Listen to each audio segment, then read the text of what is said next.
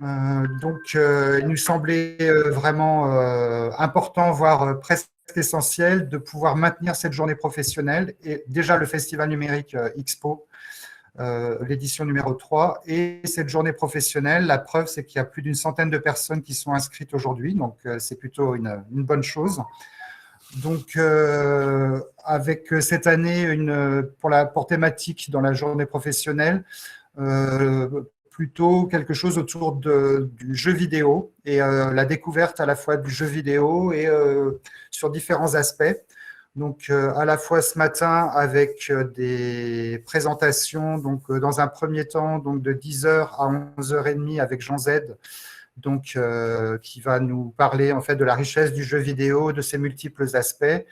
Moi, sans forcément déflorer ce qu'il va dire, parce que je ne sais pas exactement tout ce qu'il va dire, mais voilà, ce qu'il faut dire, c'est qu'en 2020, le jeu vidéo a été quand même une année record en termes de vente, puisque ça a rapporté 5,3 milliards d'euros en France seulement. Alors certes, c'était l'année du confinement aussi, mais ça montre que c'est non seulement un art, le 10e art, on parle du 10e art, mais aussi une industrie, aussi un loisir vraiment partagé, familial, intergénérationnel.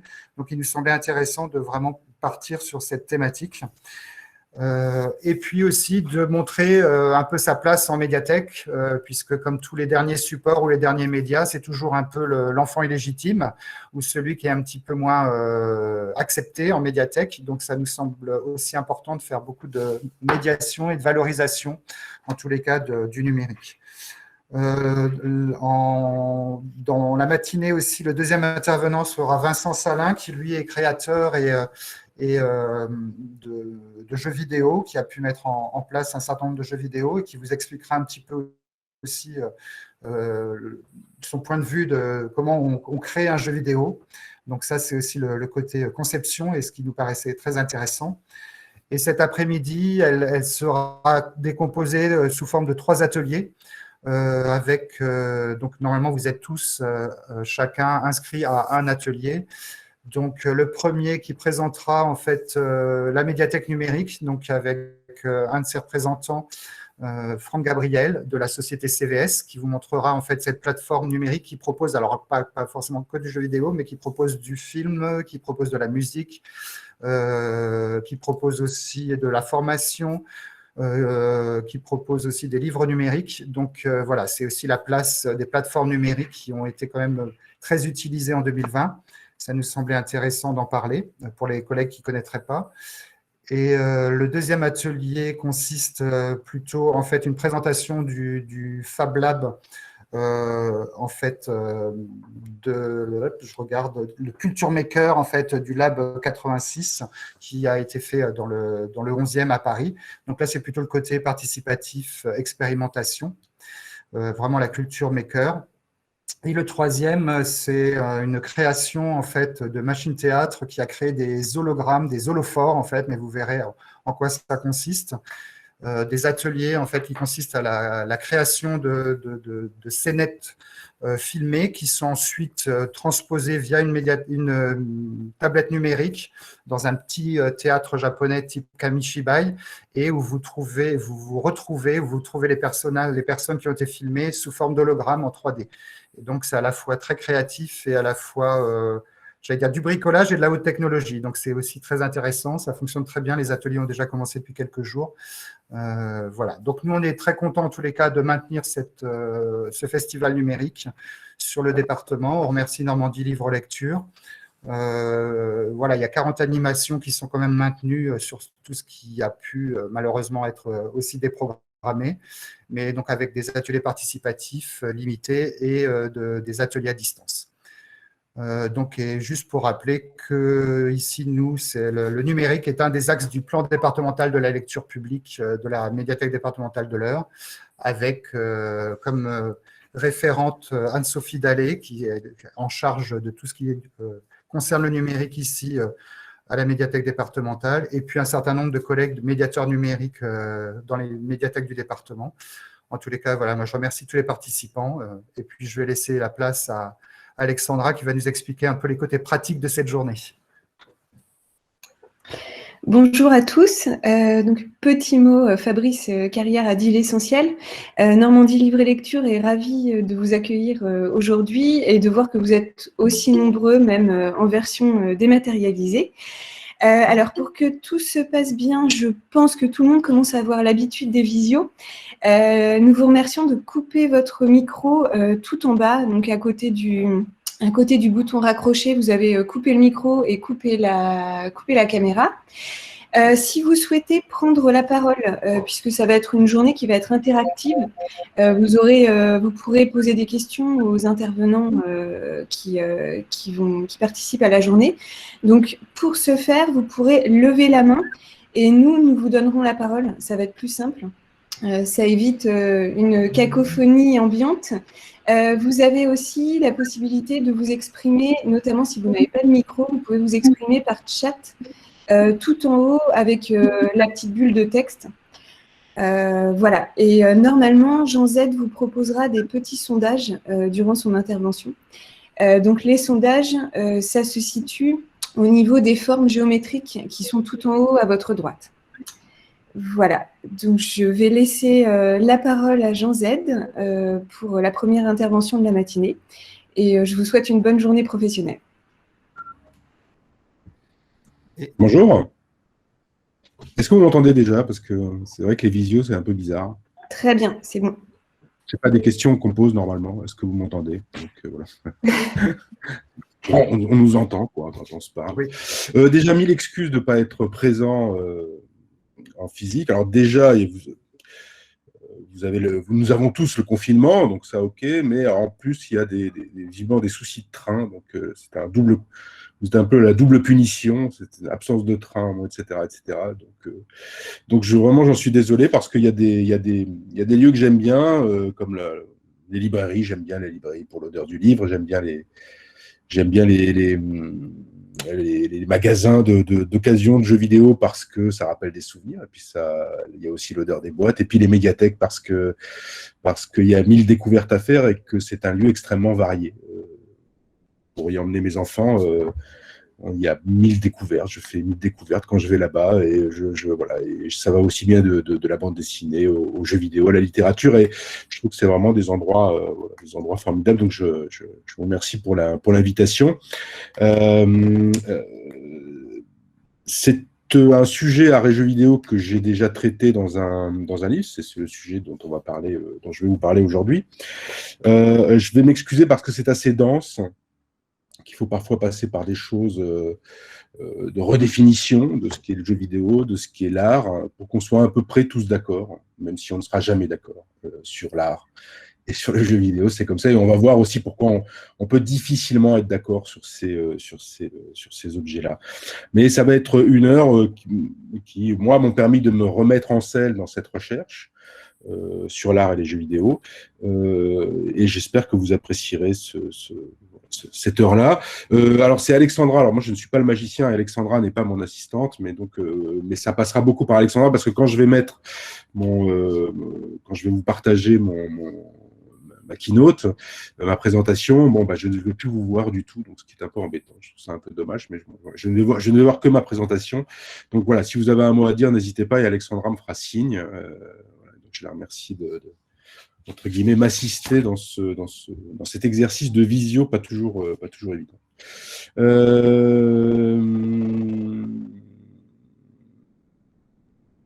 On va passer à la présentation. Déjà, je vais partager et on...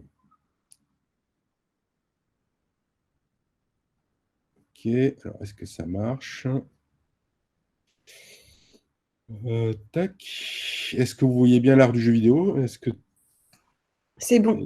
C'est bon, ok, alors on y va. Alors déjà, je me présente, je m'appelle Jean Z, je suis un peu ce qu'on appelle un touche-à-tout. J'étais animateur radio, journaliste, critique cinéma, curateur, qui est l'autre nom du commissaire d'exposition, auteur.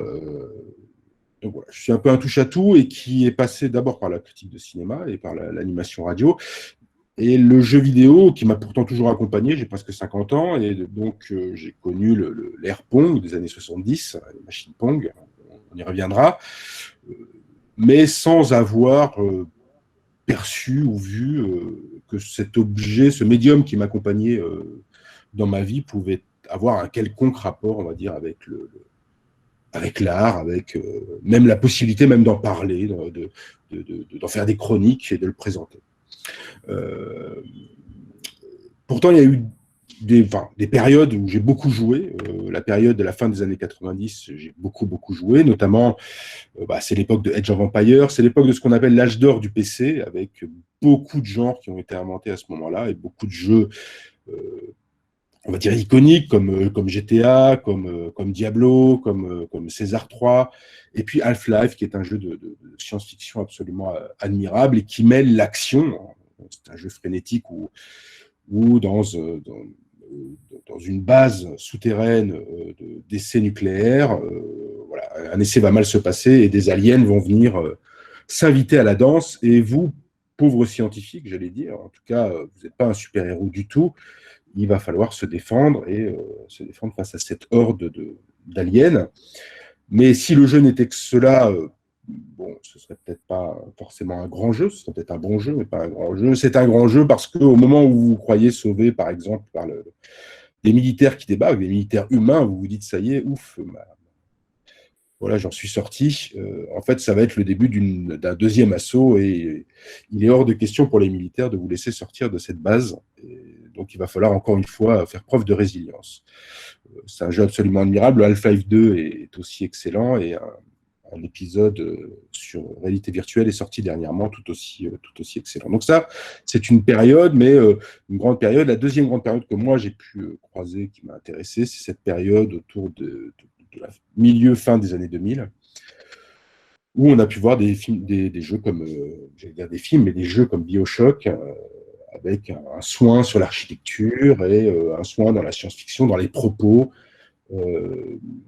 Ici, on a droit à une science-fiction, à une dystopie dans les années 60, où on va visiter, on va dire, une cité souterraine, une cité sous les mers, qui s'appelle Rapture, et j'en reparlerai tout à l'heure, et où une expérience utopique s'est mal passée, c'est-à-dire une société uniquement basée sur la science, mais pas sur la conscience. On va dire, c'est à péricliter. Et c'est là où je me suis dit qu'il y avait un je ne sais quoi. Un je ne sais quoi dans le jeu vidéo qui relevait, je ne sais pas, j'avais pas le mot art, mais relevait de quelque chose d'autre que, je sais pas, le divertissement ou le loisir. Qu'il y avait quelque chose d'autre en jeu dans ce jeu vidéo. Et sans savoir quoi. Et donc, je suis allé voir et je me disais que les médias en parlaient peu. Les médias généralistes, parce que moi j'étais plutôt dans les médias généralistes, pas spécialisés. Et donc je suis allé voir le patron de France Info à l'époque, Philippe Chaffanjon, et je lui ai dit, c'est bizarre, on parle trop peu du jeu vidéo, c'est pourtant, on vous le disait en préambule de cette présentation, c'est un loisir populaire. Or, cette popularité, on ne l'entend pas dans les médias généralistes. Et donc, je lui ai proposé de parler du jeu vidéo comme on parle du cinéma. Voilà. Et peut-être de révéler, entre guillemets, enfin de chercher ce je ne sais quoi et d'en faire des chroniques. Et c'est ce que je vais vous proposer aujourd'hui, enfin en tout cas ce matin, c'est d'aller à la rencontre de ce je ne sais quoi, cette nature obscure, cette chose cachée qui est dans le jeu vidéo, mais qui ne relève pas du jeu, qui relèverait peut-être de l'art. Et c'est aussi pour ça que je parle un peu à la première personne quand je me présente. Je ne suis pas un habitué de l'ego trip, mais l'expérience personnelle est première dans cette sensation de dire il y a quelque chose d'autre dans le jeu vidéo. C'est pas qu'un business, c'est pas qu'un secteur économique, ce n'est pas qu'un divertissement ou un loisir à partager ou pas d'ailleurs.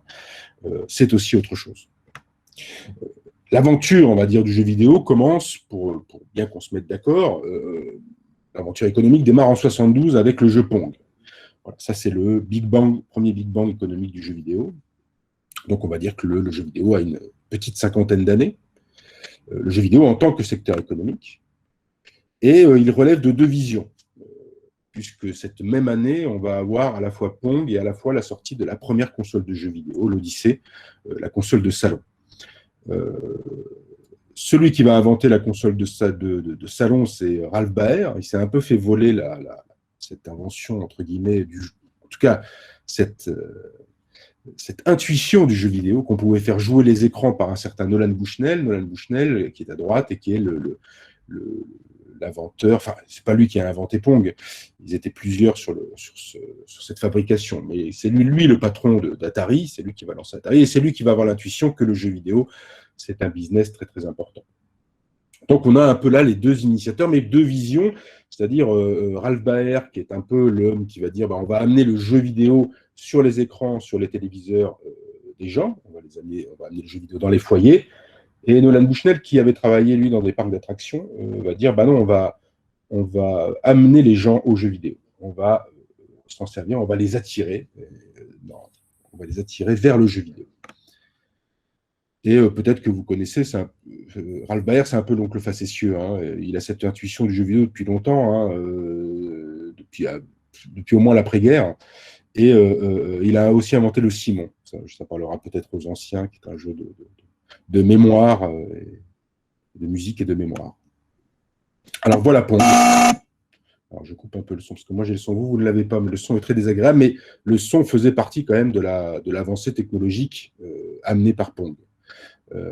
Alors pourquoi Pong, ça fait naître le jeu vidéo? Parce que l'expérience de jeu, ce qu'on appelle le gameplay, on verra ce concept plus tard, est vraiment prenant. Non seulement il y a un score, Ralph Baer avait imaginé pour sa première console de salon, l'Odyssée, un jeu de tennis, mais il n'y avait pas de score. Et surtout, ce qu'on appelle le gameplay, en tout cas l'expérience de jeu, n'était pas terrible. Pourquoi l'expérience de jeu de Pong est bonne? Il y a une astuce qui est géniale, c'est que plus la balle rebondit sur l'extrémité de la barre, plus elle va prendre de la vitesse et de l'angle. Et plus elle va toucher le milieu, moins elle va prendre d'angle et de vitesse, qui fait que l'adversaire peut la rattraper plus facilement. En clair, plus vous prenez de risques, plus vous avez de chances de gagner à Pong. Et ça va être une véritable frénésie, c'est-à-dire qu'on est une frénésie Pong dans les années 70, avec une machine Pong, ça va devenir une console de salon également, c'est pas que des bornes, hein, c'est pas qu'une borne, ça va devenir une console de salon. Alors j'aime beaucoup là, cette photo qui dit un peu tout là. C'est-à-dire que quand elle va s'installer, quand cette machine d'arcade va s'installer, eh bien, les flippers autrefois, les billards autrefois grands vainqueurs, grands héros, grands seigneurs des salles de jeu, eh bien, vont petit à petit disparaître. C'est le jeu vidéo qui va littéralement gagner la partie pour dominer finalement ce marché du jeu, en tout cas dans les salles d'arcade. Mais le jeu vidéo n'est pas du tout né en 1972. Il y a moult exemples, notamment aux États-Unis. On a droit à une histoire très américaine, mais aux États-Unis, au MIT, par exemple, un étudiant, le MIT reçoit de l'armée un ordinateur PDP-1. Le MIT n'avait pas les moyens de s'acheter un tel ordinateur, et l'armée, en gros, leur demande au MIT qu'est-ce qu'on peut faire avec ça. Et Steve Russell et d'autres, on va dire, ingénieurs, en tout cas élèves-chercheurs, vont créer un jeu qui s'appelle Space War, basé sur la guerre des étoiles à l'époque quand même, inspiré en tout cas par une guerre des étoiles qui existait, hein, c'était États-Unis versus URSS. Cette bataille vers la Lune, et de l'espace et vers la Lune. Nolan Bushnell, d'ailleurs, jouera aussi étudiant, le créateur d'Atari, le fondateur d'Atari, jouera à ce jeu. Et dans l'esprit, finalement, des étudiants, le jeu vidéo, qui ne s'appelait pas du tout comme ça, on a créé un jeu, on avait un ordinateur, on pouvait créer un jeu, c'était un médiateur d'une nouvelle technologie qui était la révolution informatique. Le jeu vidéo est l'enfant de deux révolutions, la révolution des écrans, enfin, du téléviseur, et la révolution de l'informatique. Et c'est un formidable médiateur. Un peu avant, 3 ans avant, un physicien américain, spécialiste dans le nucléaire, donc pas forcément quelqu'un qui aime le jeu ou qui va inventer un jeu qui s'appelle Tennis for Two, encore une adaptation là cette fois d'un sport, et il voulait impressionner les visiteurs. On faisait des portes ouvertes dans le laboratoire où il travaillait, laboratoire de physique nucléaire, donc mais pour le civil, hein, il travaillait vraiment pour le civil, pas pour l'aspect militaire. Mais pour un peu égayer ces journées portes ouvertes, on s'est dit, tiens, on va créer un jeu de tennis qui s'appelle Tennis Forte. Le jeu va littéralement cartonner et ce sera un succès 2 années de suite. Et là aussi, c'était une manière de dire, bon, bah, voyez, tous ces appareils, à quoi ils servent, ils peuvent aussi servir à s'amuser, à jouer, etc., etc. Donc, pour rendre plus amusante, on va dire, cette visite. Et encore une fois, le rôle de médiateur était donné aux jeux vidéo. Mais ça, c'est une histoire très américaine. En France, en 62, par exemple, il va y avoir un scientifique. Alors, je vous le mets parce que on pouvait être un peu touche-à-tout, en tout cas iconoclaste, peut-être à cette époque, un peu plus. C'est que Paul Braford, qui était une tronche, hein, qui était vraiment un scientifique, vraiment un ingénieur de haut vol, était aussi, à ses heures perdues, chanteur de variété. Voilà. Qui chantait Le Petit Atome, et il y a des extraits, par exemple, sur l'ORTF de Paul Braford, mais qui a aussi imaginé un jeu de Go Bang, un jeu assez simple, sur un ordinateur, mais sans jamais se dire que ça pouvait être un business. C'était un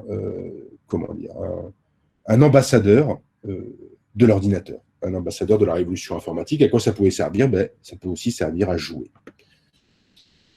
Si vous êtes intéressé d'ailleurs, hein, cette présentation, ce sera aussi l'occasion de regarder, de vous conseiller des lectures, avec la sortie récente d'une histoire du jeu vidéo en France, là où on s'aperçoit que, bien, dans les laboratoires aussi, on a fait du jeu vidéo sans en faire un business, et que cette histoire-là est aussi née hors des États-Unis. Elle n'est pas américano-centrée. Autre conseil, peut-être, et c'est un documentaire, cette fois, un documentaire très poétique, signé Chris Marker, qui s'appelle Sans Soleil, qui est une sorte de journal intime de voyage, et notamment un voyage au Japon, où il va découvrir Pac-Man, et où, dans son commentaire, on peut lire que les jeux vidéo sont la première phase du plan d'assistance des machines à notre espèce humaine, le seul qui offre un avenir à l'intelligence. C'est dit sans humour, hein. Il n'y a pas du tout de second degré. Je pense que quand il le dit, il le pense.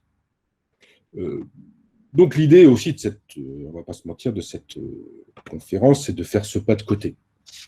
Donc c'est quoi un jeu vidéo si on regarde la définition? Alors, si on regarde sur Wikipédia, donc le jeu vidéo, jeu électronique, alors on garde cette vieille appellation d'électronique parce que l'électronique, c'est un peu la grande catégorie qui englobe toutes les autres, numérique, analogique, etc., informatique.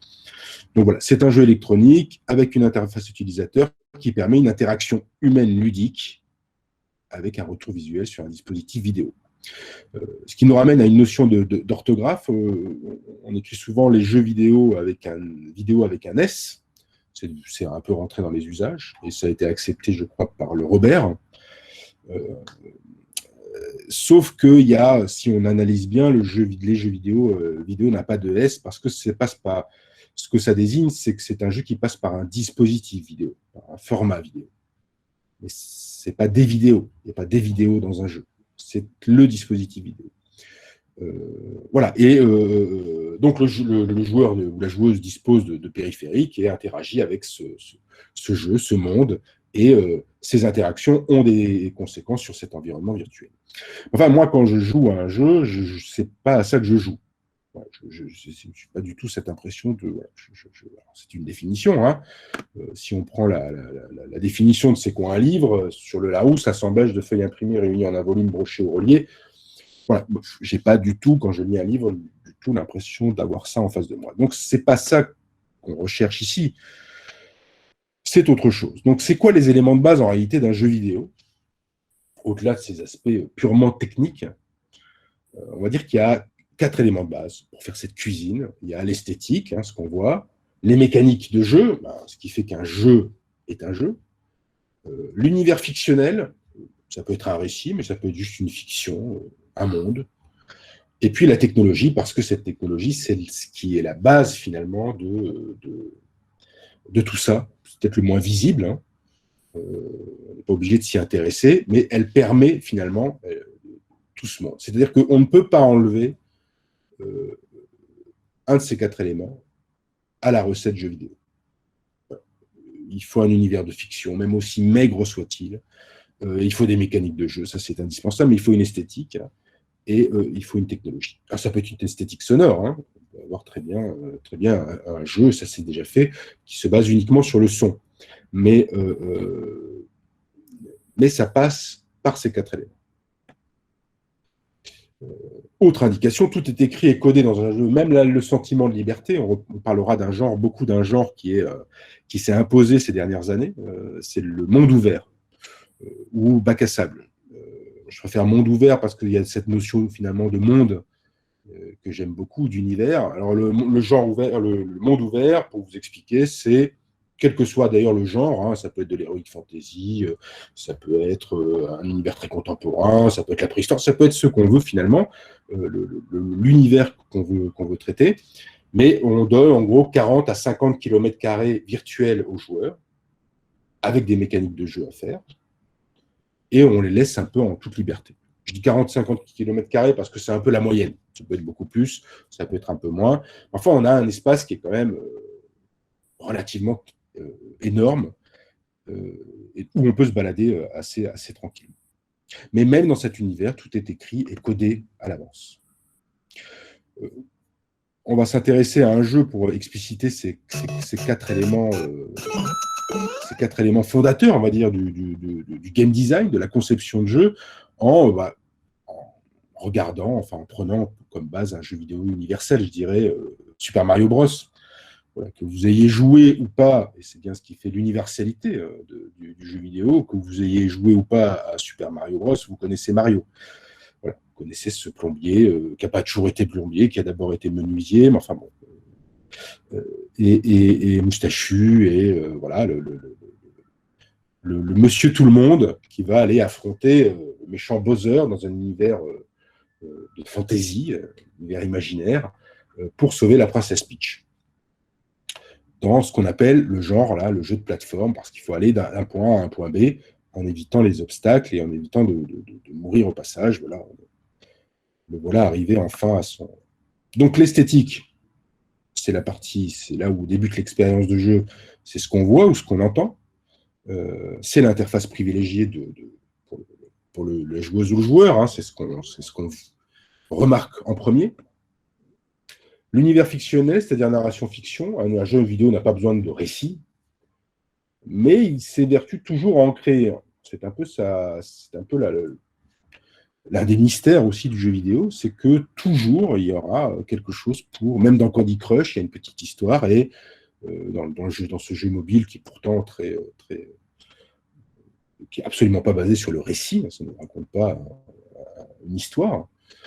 Mais voilà, le préambule, par exemple, de Super Mario Bros, voilà, c'est tout ça quand même, le préambule de Super Mario Bros. Voilà, donc il y a quand même quelque chose qui a quand même une masse d'histoire, voilà, déjà, alors, pour rentrer dans cet univers. Univers ludique, pourtant. La technologie, hein, qui est le socle, alors évidemment, on ne va pas passer notre temps ici à parler de technologie, mais la technologie peut être à la base, par exemple, de la création de personnages dont on n'aurait pas imaginé qu'ils soient nés par la technologie. À la fin des années 80, Sega va sortir, imagine une nouvelle console de jeu, la Mega Drive, avec une puce graphique qui permet d'avoir des personnages plus grands et surtout extrêmement véloces. C'est-à-dire beaucoup plus véloces que la concurrence. La concurrence, c'est qui? C'est Nintendo, c'est la NES, mais c'est surtout Mario. Voilà. Et donc, on va imaginer, enfin, les équipes de Sega vont imaginer Sonic sur cette base, on va dire, technologique. C'est la technologie qui a amené la naissance de ce hérisson cool avec des baskets extrêmement rapides, extrêmement véloces, inspiré également de Michael Jackson. Mais à la base, on trouve la technologie. Et puis les mécaniques de jeu, celles qui nous ramènent sans cesse finalement à ce qui fait qu'un jeu est un jeu, alors qu'ils peuvent être extrêmement fluides, extrêmement agréables ou extrêmement ratés, et puis donc où on s'ennuie, où on est baigné dans un océan d'anxiété. Voilà, par exemple, les mécaniques de jeu de Super Mario Bros, elles sont assez nombreuses. L'une des plus remarquables, finalement, c'est le saut, parce qu'il y a il y a une mécanique de saut qui est restreinte par les forces gravitationnelles. C'est ce qu'on appelle l'inertie Nintendo. L'inertie à la Nintendo, c'est-à-dire qu'on monte et on descend pas du tout à la même vitesse. Et donc, de fait, il faut s'habituer, il faut que la joueuse ou le joueur s'habitue à cette manière de sauter si on veut passer les obstacles et si on veut passer les niveaux les uns après les autres. Et, cette inertie est extrêmement intéressante parce qu'on est obligé de la ressentir pour pouvoir la maîtriser. Ah, alors, on va passer, ça s'arrête. Excusez-moi. Je vais quand même... Attendez, je vais juste quitter 5 secondes parce qu'il faut que je règle quelque chose. Dans l'idée de vous conseiller aussi quelque chose, un livre qui m'a pas mal marqué sur l'idée d'expérience, de ce que c'est peut-être le jeu vidéo, c'est un ouvrage qui s'appelle Philosophie des jeux vidéo. C'est un philosophe, Mathieu Triclot, qui l'a écrit. Il y a une version poche d'ailleurs qui est sortie. Et donc, qui est assez remarquable parce que finalement, elle tente de définir le jeu vidéo comme une forme d'expérience originale, qui ne relève pas de la stricte mécanique de jeu, donc qui relève d'autre chose, qui relève de l'expérience de jeu, qui relève d'une expérience singulière, et qui n'appartient qu'au jeu. Les règles du jeu, ce n'est pas l'expérience du jeu.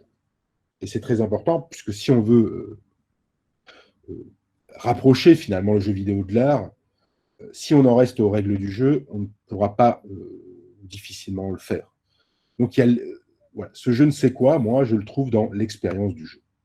Mais l'expérience du jeu, enfin l'expérience, vous ne la trouvez pas que dans le jeu vidéo. Hein. L'expérience d'un livre, ce n'est pas la 4e de couverture, ça c'est le petit résumé. Ce que vous allez ressentir, vous,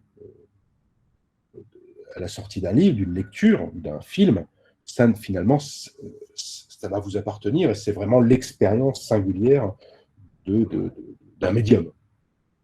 Par exemple, dans le jeu Spider-Man, qui est sorti très récemment sur PlayStation 4, on a une expérience très étonnante, parce que déjà, on a une expérience physique qui est le Spider-Man, c'est un super-héros qui peut balancer des filins et donc s'accrocher finalement au building de New York. Donc, il y a une expérience aérienne comme ça de soi absolument magique et le jeu le rend très bien. Il y a une espèce d'expérience comme ça, alors qui dure quelques secondes, quelques minutes, vraiment d'impression de voler au-dessus de New York et de s'accrocher au building. Mais le jeu fait une autre expérience qu'on ne voit pas et qu'on ne voit pas tout de suite. C'est un peu son je ne sais quoi à ce Spider-Man. C'est la bonté. C'est-à-dire qu'il y a cette phrase célèbre dans Spider-Man, c'est à grand pouvoir, grande responsabilité. Et c'est un peu ce que le jeu va tenter de nous faire éprouver. Que malgré les pouvoirs absolument incroyables et qu'on ressent, parce que les mécaniques de jeu nous les font ressentir, la bonté de ce héros va être à la fois sa plus grande qualité et son plus grand défaut. Et c'est un jeu qui est, je trouve, vraiment assez remarquable là-dessus, sur cette façon de voir. Une autre manière aussi parce que parfois les gens disent oui, enfin, c'est du jeu vidéo, on fait un peu n'importe quoi, etc. Ce qui est vrai, parce que le jeu vidéo produit ses propres valeurs. C'est ce qu'on appelle des valeurs endogènes. Par exemple, dans un jeu vidéo, on court beaucoup. Dans la plupart des jeux vidéo, quand on a un avatar, on va dire humain, ou même animal, ou imaginaire, quand c'est une créature, elle court. Elle court parce que on imagine très bien les concepteurs ayant fait marcher, parce que voilà, ayant fait marcher leur avatar, on s'ennuie. Donc, de fait, il faut trouver des règles, à l'univers qu'on imagine et qu'on développe et qu'on crée, des règles qui soient, si ce n'est amusantes, en tout cas pas lassantes et pas ennuyeuses. Donc, du coup, on crée des valeurs endogènes. Ah, là aussi, j'ai petit souci sur 2 secondes. Alors, si vous avez passé les derniers jours sur une île déserte, sachez que 12 clubs européens, 12 clubs de football européens, parmi les plus riches ou prestigieux, ou les plus endettés, ça dépend comment on le voit, ont décidé, en tout cas avaient décidé de former une ligue fermée, la Super League, une ligue fermée qui serait un peu à l'image de la NBA, le club, entre guillemets, des nantis qui jouaient entre eux et qui ferait une Super League, une Super Coupe, pour attirer les sponsors, pour faire plus d'argent et intéresser les gens de manière différente par rapport au championnat ou à la Ligue des Champions. Et dans les interviews qu'ont donné par exemple les présidents de clubs, dont celui du Real Madrid, Florentino Pérez, le jeu vidéo est revenu souvent.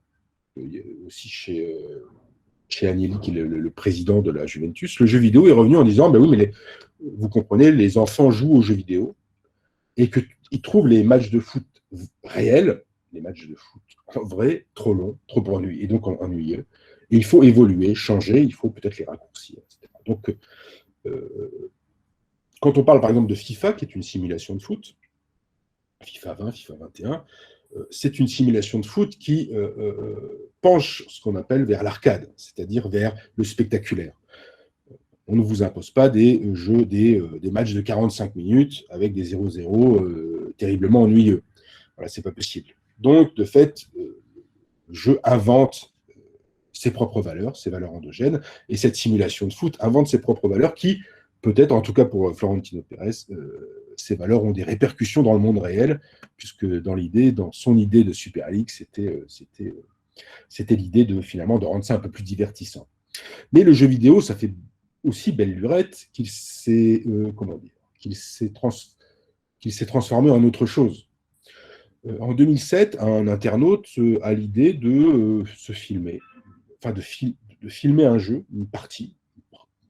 Il joue à un jeu qui s'appelle The Immortal sur Mega Drive, et il le commente. D'ailleurs, il le commente avec beaucoup de drôlerie. La première vidéo est assez drôle parce qu'il dit est-ce que vous voyez les bonus DVD quand il y a le réalisateur qui commente son film? Imaginez quelqu'un qui n'a rien à voir avec le jeu, qui n'a rien fait dans le jeu, mais qui commente juste sa partie. Et on fait une capture et il la poste sur Internet. Et cette vidéo va faire des émules, et c'est ce qu'on va appeler le let's play. Donc, des gens qui filment des parties et des parties qui se regardent. Et aujourd'hui, le jeu vidéo se regarde autant qu'il se joue. Alors, ce qui est pour moi, qui a été longtemps un mystère, avant de décortiquer tout ça, ça a été longtemps un mystère parce que c'était pas possible. Moi, je jouais le jeu vidéo, c'était pour jouer, c'était pas pour regarder. Et finalement, si ça se regarde très bien, il y a du spectacle. Il y a quelque part du spectacle dans le jeu vidéo, un spectacle visuel, un spectacle qui peut être aussi ludique, un spectacle dans l'effort de jeu, dans la découverte aussi. Donc le jeu vidéo est devenu un média, et notamment via la plateforme Twitch, plateforme de diffusion notamment d'e-sport, mais pas seulement. Aujourd'hui, on peut discuter avec ses animateurs favoris, on peut faire plein de choses sur cette plateforme Twitch, mais surtout regarder du jeu vidéo. Donc le jeu vidéo, c'est pas que du jeu. Ce n'est plus que du jeu. On rencontrera parfois, et peut-être même en discutant, puisqu'on va discuter après cette présentation autour de ça, c'est-à-dire cette volonté à chaque fois de revenir aux mécaniques de jeu en disant le jeu vidéo, c'est que du jeu vidéo. C'est-à-dire que tout l'univers du jeu vidéo nous dit le contraire. C'est un divertissement, c'est une industrie, c'est un ambassadeur de nouvelles technologies, c'est un média, c'est un spectacle, c'est un sport avec le e-sport, c'est de l'éducation avec le serious game, des sciences. Je dis des sciences parce que, par exemple, l'école polytechnique et Ubisoft ont, par exemple, annoncé je crois que c'était l'année dernière, une chaire d'enseignement autour de la recherche des sciences et du jeu vidéo, notamment autour de la data analyse, de la data, des données qu'on récolte sur les jeux et sur Internet. Et c'est aussi, pour certains, en tout cas pour moi, parfois une œuvre d'art. Enfin, j'ai dit ça, j'ai juste dit mon opinion. Cette présentation sera aussi l'occasion de regarder des jeux qui peuvent paraître artistiques, ou en tout cas qui ont un sens artistique. Par exemple, ce jeu, c'est Sacramento, c'est une jeune femme, Delphine Fourneau, qui l'a conçu seule. Et c'est l'histoire de quelqu'un, l'avatar, c'est-à-dire vous êtes dans un train, vous regardez votre montre, et puis, semble-t-il, vous vous endormez, et tout à coup, vous vous réveillez, en tout cas dans ce monde-là. Il n'y a pas plus d'interaction que cela, que finalement la découverte d'un monde, d'un univers. C'est cet univers. Il n'y aura pas plus d'interaction. Alors, ce n'est pas un jeu marchand, puisqu'il est gratuit. Si vous voulez y jouer d'ailleurs et vous balader, c'est très simple. Encore une fois, l'interaction, c'est la balade, la découverte de cet univers pastel que j'ai présenté, moi, dans les expositions auxquelles j'ai pu collaborer, que j'ai présenté assez souvent. Donc, je vous conseille cette plateforme, itch.io, si vous voulez avoir et connaître des jeux. Alors, certains appellent ça des expériences pour le sortir du monde du jeu vidéo, mais moi, ce sont des jeux vidéo.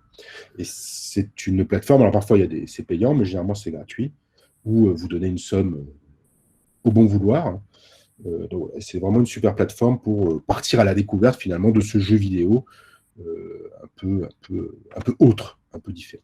Donc, je le disais, j'étais commissaire d'expo. Pourquoi je vous parle de ça? Parce que depuis la fin des années 90, il y a une tentative, on va dire, de légitimation du jeu vidéo comme culture.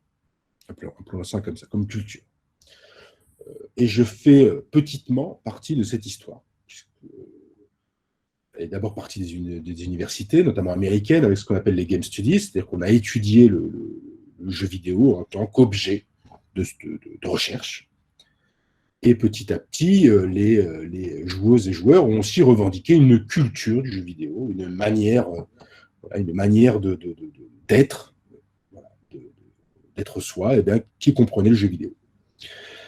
Et de fait, donc, une tentative de légitimation, de sortir de cette idée que le jeu vidéo, c'était une sous-culture, juste un divertissement. Et un divertissement en plus jetable. Donc, j'ai réalisé, pas seul, parce que l'exposition, le commissariat d'exposition, c'est vraiment un travail pour le coup collectif. Enfin, j'ai eu la chance d'être commissaire d'expo à Paris à la Fondation EDF autour de Game, le jeu vidéo à travers le temps, qui était dans l'idée de prendre à rebours, de prendre le monde d'aujourd'hui et de reculer petit à petit. C'est-à-dire pourquoi il y a Twitch aujourd'hui et le let's play et le jeu vidéo qui se regardent, et qui ne se joue plus mais qui se regardent. Eh bien, peut-être que ça vient aussi des salles d'arcade où on passait aussi notre temps, quand on n'avait plus d'argent, à regarder les autres jouer. Et on les regardait jouer. Et on ne se disait pas que le jeu vidéo était un média à l'époque, mais on les regardait jouer, il y avait du spectacle, et ça se regardait très bien. En 2019, j'ai eu la chance de confectionner une autre exposition qui s'appelle Design moins jeux vidéo à la Cité du Design, très belle Cité du Design à Saint-Étienne. Là, par exemple, on a des planches originales de Space Invaders. Et donc, c'était l'idée là de prendre 50 concepts de conception du jeu vidéo, de comment ça se construit un jeu vidéo, et de présenter à chaque fois ou un matériel d'origine, un matériel de confection, ou un jeu. Et de faire jouer, finalement, de faire jouer à cette conception et de faire mieux comprendre cette conception des jeux. Et puis en 2018, c'est ce qui nous amène là, enfin, donc Art et jeux vidéo. Ça, c'est un livre que j'ai écrit pour les collégiens et les lycéens. C'était la commande. Et donc l'idée, c'est que c'est une initiation à la fois à l'histoire de l'art et à la fois à l'histoire des jeux vidéo. Vraiment, c'est très simple et c'est très abordable, je veux dire. Je l'ai vraiment pensé comme quelque chose de très abordable, mais avec ces deux chemins, le chemin de l'art et le chemin des jeux vidéo. Mais, je vous le disais, pour moi, l'idée était de montrer finalement les rapports que pouvait entretenir le jeu vidéo et l'art. Ils sont extrêmement nombreux, on va le voir. Mais dans les faits, est-ce que nous, dans toute cette tentative de légitimation du jeu vidéo comme culture depuis la fin des années 90, est-ce que nous avons, en quelque sorte, réussi? La réponse est non. En tout cas en France. Alors pourquoi je dis non? Parce qu'en 2016, le ministère de la Culture fait un sondage en demandant, pour vous, c'est quoi la culture? Et est-ce qu'on va vous proposer une liste de médiums et vous allez nous dire si c'est de la culture ou pas. Alors, il y a 3 réponses, oui, non, ou ça dépend des cas. Alors, si je zoome sur le bas du tableau, puisque malheureusement, le jeu vidéo est très très bas, il est avant-dernier de la liste. Bon, alors, aller à la chasse et à la pêche, c'est plus de la culture que les jeux vidéo, mais on sauve l'honneur quand même. Ce jeu vidéo sauve l'honneur, puisqu'il est devant les émissions de télé-réalité.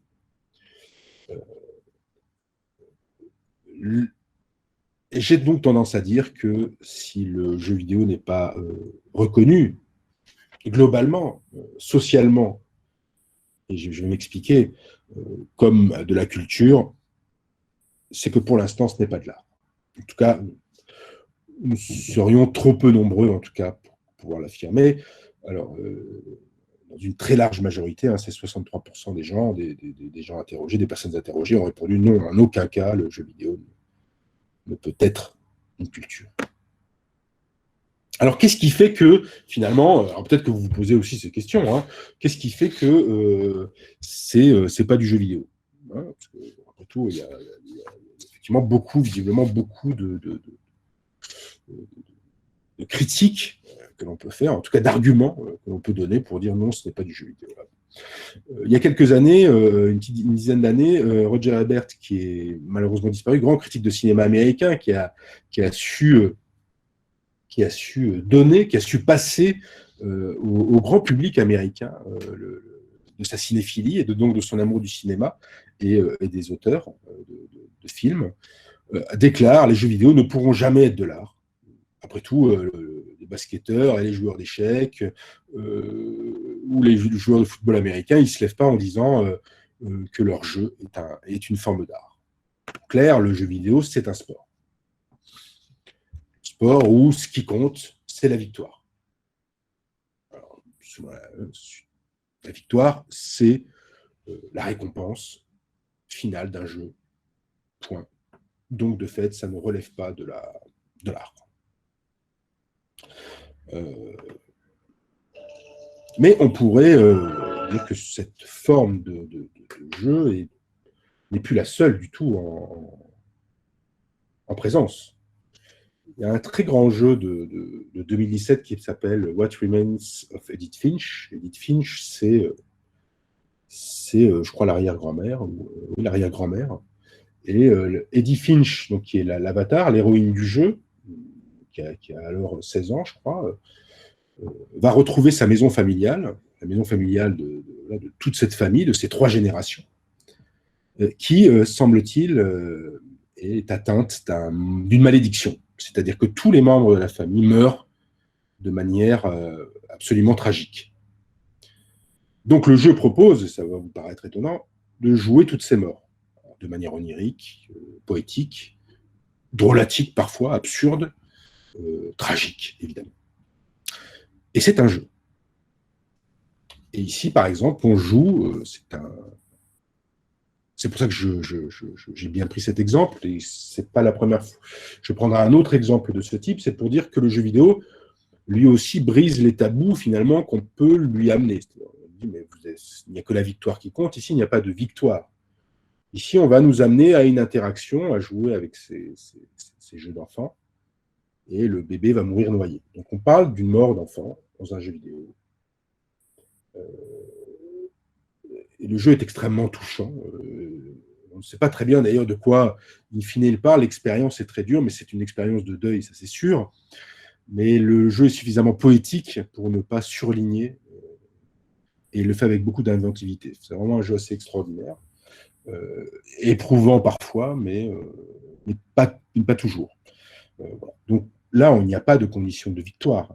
Il n'y a pas de victoire d'ailleurs, pas de récompense d'ailleurs. La récompense, c'est l'expérience du jeu elle-même, cette expérience de deuil successif qu'on nous demande de faire. Donc, de fait, ça fait belle lurette que le jeu vidéo, n'est pas exclusivement, on va dire, un sport, en tout cas une machine à gagner. Alors, le jeu vidéo, c'est qu'un business. C'est vrai que c'est un business. On l'a dit, hein, il n'y a pas que le business, on fait aussi des jeux parce qu'on en a envie. Hein. Il y a des créateurs qui font ça à côté de leur travail, qui n'ont pas, des créatrices et des créateurs qui n'ont absolument pas besoin, en tout cas qui ne passent pas par la case finance ou argent. Mais enfin, tout de même, cet argent, il a compté dans l'histoire de l'art énormément. Je prendrai l'exemple du Tintoret parce que c'est un exemple que j'aime bien. Le Tintoret, qui est un élève du Titien, personnalité turbulente, qu'on nomme le Shakespeare de la peinture, mais qu'on surnomme ainsi, mais surtout parce qu'il a aussi, si on prend un vocabulaire libéral contemporain, disrupté totalement le marché de l'art vénitien à l'époque. C'est-à-dire qu'il n'hésitait pas, dès qu'il savait qu'il y avait un seigneur ou un marchand qui avait donné un contrat, par exemple, à un atelier d'art, il n'hésitait pas à aller voir ce marchand, ce seigneur, cette personnalité religieuse, pour proposer des formats plus grands, des formats gigantesques, et casser les prix extrêmement bas. Il n'était pas très aimé, des autres artistes vénitiens. Donc voilà, il n'hésitait pas à casser ses limites, si ce n'était pas quand même des formes de passe-droit, puisqu'il donnait des tableaux. Donc voilà, il y avait quand même quelque chose de louche chez ce peintre. Mais il voulait gagner absolument entre guillemets, il n'y avait pas d'appel d'offres, ses contrats. Autre rapport avec l'argent, le romantisme, le 19e siècle, c'est important parce qu'il va y avoir un véritable changement, on va dire, économique pour l'art, avec le Sturm und Drang, la tempête et passion, les sentiments contre l'esprit, puis une ode à l'individualisme. Ce 19e siècle sera une ode à l'individualisme exacerbé. La folie, le rêve, le morbide, bref, on va s'opposer à la raison qui était, et aux lumières, qui étaient les mots maîtres du XVIIIe siècle. Mais surtout, il va y avoir un changement économique assez flagrant, c'est-à-dire que le génie artistique va s'y définir comme une créativité donc irrationnelle, indisciplinée, et le mythe de l'artiste va naître, et surtout de l'artiste maudit, c'est-à-dire que on va non plus travailler avec le seigneur ou les religieux, les chefs religieux, on va plutôt travailler avec les marchands. Et de fait, on va plutôt louer des galeries, par exemple, se présenter et dire, voilà ce qu'est mon œuvre, et attendre que des marchands ou des bourgeois, parce que c'est une révolution bourgeoise, viennent acheter ses œuvres. Donc, de fait, le marché de l'art, en tout cas celui qu'on connaît, le marché de l'art va naître, un autre marché de l'art, il existait, mais pas de cette manière, va naître à partir de ce 19e siècle romantique. On peut faire une analogie, en tout cas une comparaison avec ce qu'on appelle le jeu indé. Depuis le milieu des années 2000, il y a ce qu'on appelle le jeu indé, qui s'est basé sur des technologies naissantes, c'est-à-dire la dématérialisation, la numérisation des jeux, la possibilité d'acheter des jeux en ligne, donc plus de boîtes, donc ce qui permet une simplification quand même de la mise à disposition pour le public, et donc une distribution de jeux finalement plus aisée, plus facile. Et donc des studios de création, parce qu'il y a les studios et les éditeurs. Les studios de création vont pouvoir se passer d'éditeurs pour finalement mettre à disposition des joueuses et des joueurs leurs jeux. À la manière, on va dire, des artistes romantiques qui vont utiliser les galeries pour exposer et pour vendre leurs propres biens. Et c'est un jeu qui s'appelle Braid, qui est un jeu de plateforme à la Mario, mais qui est beaucoup plus personnel, puisqu'il finit, on s'aperçoit petit à petit qu'en réalité, ce Jonathan Blow, cet Américain, nous parle plus de sa séparation, une séparation extrêmement douloureuse que de sauver la princesse Peach. Donc, Jonathan Blow, qui a créé ce jeu Braid, va l'amener à chez Valve, en disant, chez l'éditeur Valve, mais qui dit non, ce marché indé, il est beaucoup trop petit. Voilà, peut pas être. Voilà, il nous faut des projets beaucoup plus grands, beaucoup plus massifs, beaucoup plus coûteux. Et c'est Microsoft, c'est un géant américain qui avait créé pour la première fois une plateforme Xbox Live Arcade, donc mettant à disposition des joueurs des jeux choisis, va faire figurer Braid dans son catalogue et le jeu indé va exploser. C'est-à-dire qu'on va découvrir des auteurs ou des studios qui ont un style différent, proposant finalement autre chose que les jeux lambda proposés à l'époque. Alors, c'est un business, on a souvent un petit problème de perception sur ce qu'est le jeu vidéo par rapport aux autres industries culturelles créatives. Voilà, par exemple, en 2018, c'est juste derrière le livre. En gros, le livre étant généralement considéré comme le bien culturel numéro 1. Enfin, il y a d'autres formes, il y a les arts visuels, il y a la musique également. Alors, le ministère de la Culture comprend la publicité et la télévision dans ces industries culturelles, ça se discute, mais bon, pourquoi pas. Donc là, on a déjà un champ qui est, vous voyez, un peu plus relativiste par rapport à la place du jeu vidéo, par rapport, on dit souvent que le jeu vidéo, c'est la première économie culturelle. C'est pas tout à fait vrai, en tout cas, c'est pas tout à fait juste. Il est sûr qu'en cette crise du Covid, de la Covid-19, a amené le jeu vidéo en pleine lumière, puisque c'est une des activités qu'on peut pratiquer à la maison, mais voilà, il faut aussi raison garder. Mais en tout cas, en 50 ans, ce qu'on peut dire, c'est que ce business du jeu vidéo s'est imposé dans le top 5 des industries culturelles, ça c'était quasiment sûr, mais que les arts visuels, c'est aussi un business, que la musique, c'est aussi un business, et que le spectacle vivant, même s'il a besoin de subventions, quelque part, c'est aussi un secteur économique. Le jeu vidéo, c'est qu'un divertissement. On peut revenir là, là c'est intéressant, en 62, par exemple en 62, Alfred Hitchcock, ici présent, dans les années 60, est encore considéré pour beaucoup, même aux États-Unis, comme un faiseur, un artisan, mais pas du tout un artiste. Et Truffaut, qui est membre de la Nouvelle Vague, enfin critique, réalisateur, il a déjà réalisé 400 coups, ne comprend pas pourquoi Hitchcock est considéré comme un faiseur, c'est pas le mot tâcheron, mais voilà, c'est pas le réalisateur du siècle. Truffaut va proposer à Hitchcock de se rencontrer, de faire un documentaire, de se rencontrer pendant 8 jours. Et Hitchcock va accepter pour réaliser un livre et un documentaire. Truffaut va arriver avec 500 questions. Et donc, on découvre au fur et à mesure de ces questions, effectivement, qu'Hitchcock est un artiste, et non pas un faiseur.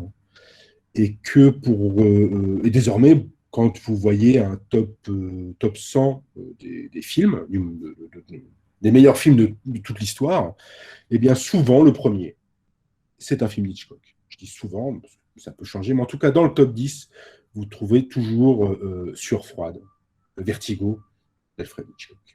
Mais dans les années 60, c'était pas du tout le cas. Et en gros, Hitchcock était vu comme un amuseur public, avec ses crimes, mais pas du tout comme un artiste. C'est ce qu'on va appeler aussi la politique des auteurs, c'est-à-dire une manière d'aller chercher ce je ne sais quoi et dire attention, là vous vous trompez, cette création-là, c'est de la création artistique. Le jeu vidéo est interactif. Ça pourrait être aussi un reproche, c'est-à-dire que puisqu'il est interactif, il nous empêche quelque part de rentrer dans le contemplatif et finalement dans le regard, peut-être le véritable regard sur l'œuvre. Alors c'est assez injuste. Alors c'est vrai que l'action, c'est le verbe du jeu vidéo, mais enfin dans la phrase, il y a d'autres choses que le verbe. On a pu le voir, par exemple, dans le verbe explorer. Le verbe explorer, il y a pourquoi pas aussi contempler. Avant de venir à la boucle du gameplay, on n'est jamais passif devant l'œuvre. Ça, je pense qu'il y a une fausseté dans cette histoire. Il y a un mensonge devant un livre, devant une pièce de théâtre. On n'est jamais totalement passif. on n'interagit pas directement avec l'œuvre, puisqu'on ne change pas on va dire, on ne change pas le cours. Enfin, on n'est pas passif devant un livre, devant un bon livre, on interagit, voilà, et devant même un mauvais livre où on s'ennuie, etc. On réagit, on vit une expérience. Donc, si on vit une expérience, c'est quelque part, non pas on interagit, mais au moins il y a quelque chose qui s'échange entre guillemets entre l'œuvre et la lectrice ou le lecteur ou la spectatrice ou le spectateur. Une notion qu'on a vue, c'est le gameplay. Le gameplay, c'est ça, c'est le jeu joué. Donc, c'est bien l'expérience de jeu.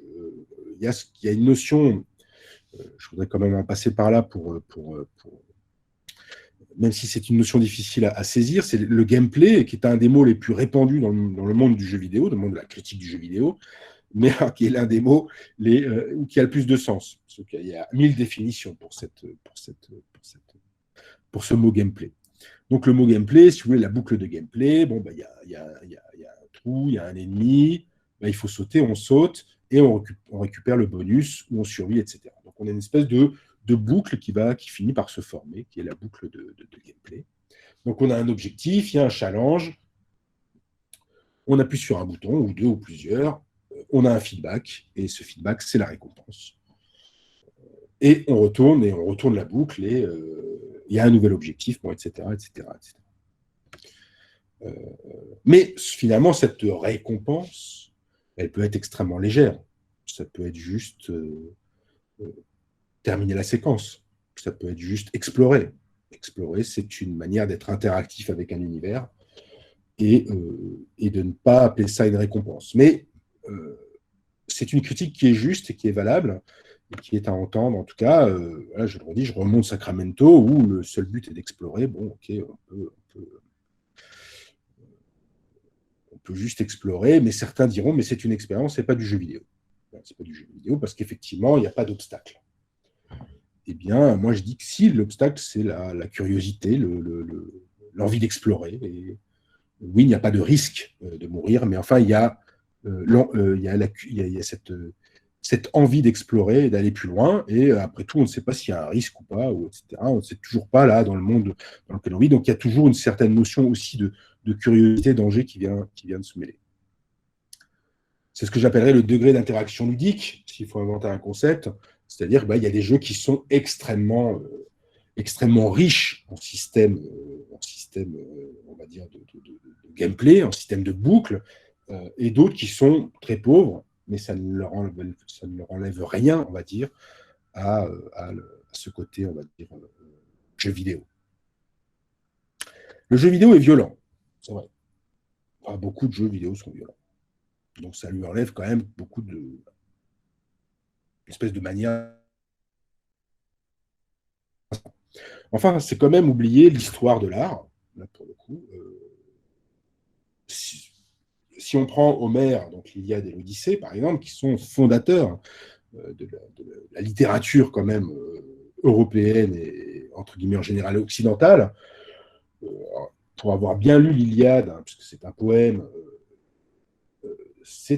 on ne peut pas, si on devait faire un film de l'Iliade, un vrai film, hein, une vraie reconstitution exacte de l'Iliade, ce serait un film gore. Il ne pourrait pas se passer voilà. Les descriptions, là, il y en a une, donc je ne vous la lis pas parce qu'on est encore le matin et ça peut remuer le ventre. Il y a réellement des descriptions de combats sur cette plaine de Troie, qui est un contre Troyen, qui sont dignes des meilleurs films d'horreur de Georges Romero. C'est vraiment dégueulasse. Mais il n'y a pas, chez les Grecs anciens, il n'y avait pas de conception, on va dire, moraliste, ou en tout cas judéo-chrétienne de la mort. Hein. On venait chercher la gloire, et ces descriptions ne sont pas du tout là pour justement séduire nos vils instincts. Elles sont là pour décrire ce qui se passe. Il n'y a pas de regard moral, finalement, sur cette bataille autour de l'Iliade. Et je pense, quelque part, que le jeu vidéo est encore dans sa phase, mais il le restera peut-être toujours, Iliade. C'est-à-dire qu'il est toujours à combattre, il est toujours à chercher la gloire, la récompense, et qu'une partie du monde du jeu vidéo est encore est encore régie par cette vision, tandis qu'une autre partie est peut-être plus régie par ce que j'appellerais l'Odyssée, c'est-à-dire le retour d'Ulysse à Ithaque chez lui, qui n'est pas une aventure, qui est une aventure subie, hein, c'est-à-dire c'est vraiment extrêmement difficile ce retour. Et il a beaucoup de mal à rentrer à la maison et à retrouver une vie paisible, à retrouver l'ordre des choses, on va dire, un univers ordonné, reposé. Et je pense que c'est le moment, on va dire, la phase artistique du jeu vidéo, c'est peut-être ce moment homérique, mais plus du côté de l'Odyssée que du côté de l'Iliade. Le Caravage avec Judith décapitant Holoferne. Judith décapitant Holoferne, c'est un extrait de l'Ancien Testament avec l'assassinat de ce général assyrien, je crois, pour libérer le peuple. Et donc, Judith et sa servante sont là pour égorger le... Alors, le Caravage, c'est assez génial parce que, bon, on peut lire, il y aurait 1000 lectures, effectivement 1000 métaphores à lire là-dessus. Mais quelques années plus tard, là, vraiment fin du XVIe, quelques années plus tard, il va y avoir Artemisia Gentileschi. Et Artemisia Gentileschi a une lecture tout à fait différente de cette Judith décapitant Holoferne. Donc là où on voit ici la servante qui conseille, qui semble un peu conseiller et pousser Judith à cet assassinat. Ici, le regard des deux femmes n'est pas du tout le même sur la violence mise en place pour se débarrasser de ce militaire. Il faut dire que 3 ans avant, Artemisia Gentileschi a subi un viol par deux élèves de l'atelier de son père, qu'il va y avoir un procès extrêmement humiliant. À l'époque, on passait beaucoup par la torture, et donc elle passera par la torture pour avouer la vérité, enfin, une vérité ou un mensonge, hein, enfin, en tout cas ce qu'on lui demandait. Donc c'est quelque chose qui va beaucoup la marquer. Alors à l'époque, les femmes n'avaient pas le droit de peindre, enfin en tout cas de choisir d'être peintre hein, comme métier. Donc son mari va la pousser, va la laisser faire son métier, et elle sera reconnue comme une artiste absolument remarquable. C'est une artiste absolument remarquable, mais empreinte d'une grande violence et de violence de cet épisode notamment. Ici, on a Niki de Saint-Phal. Alors, Niki de Saint-Phal, c'est intéressant, c'est une artiste beaucoup plus contemporaine et qui va, au début des années 60, proposer finalement à ses acheteurs de prendre les armes, aux acheteurs de ses toiles. Donc, en fabriquant des assemblages de plâtre avec des morceaux de peinture, elle va pouvoir, on tire dessus, et donc on voit bien la manière de prendre les armes, hein, de prendre quelque part le maquis de l'art, la métaphore, en tout cas c'est une des métaphores possibles, et une des métaphores absolument remarquables. Je me rends compte que j'en ai évidemment beaucoup trop fait, et je vais vous passer à un petit sondage. Je pense que je vais déborder d'un petit quart d'heure, mais je vais passer un petit sondage. Donc voilà, je vais vous demander une question simple, qui n'est pas une question d'ailleurs c'est pas une question de science, hein. Il n'y a pas de réponse juste ou fausse. C'est est-ce que vous pensez que ces peintures rupestres, est-ce que c'est de l'art ou est-ce que c'est pas de l'art? C'est une question simple. Je ne sais pas si Alexandra peut m'aider. Je suis en train de le faire. D'accord. Alors, c'est drôle parce que là, on est en Espagne, hein, c'est la grotte d'Altamira. Elle va être découverte à la fin du 19e siècle, et c'est une petite fille qui va la découvrir, qui va être absolument une petite fille de 8 ans, et elle a la chance d'avoir un père archéologue amateur. Pourquoi elle a la chance? Parce que une dizaine d'années plus tôt, un pêcheur avait découvert hein, cette fresque, mais ça ne l'avait pas du tout touché. On n'avait pas du tout trouvé ça remarquable. Alors, je ne sais pas si je peux voir les résultats, mais Est-ce qu'on a des résultats sur ce sondage? Oui, là, on est à 24 votes. Tout le monde dit oui, c'est de l'art. D'accord, ok. Alors, allons-y. Est-ce que ça, c'est de l'art? Est-ce que cet extrait de street art, est-ce que c'est de l'art?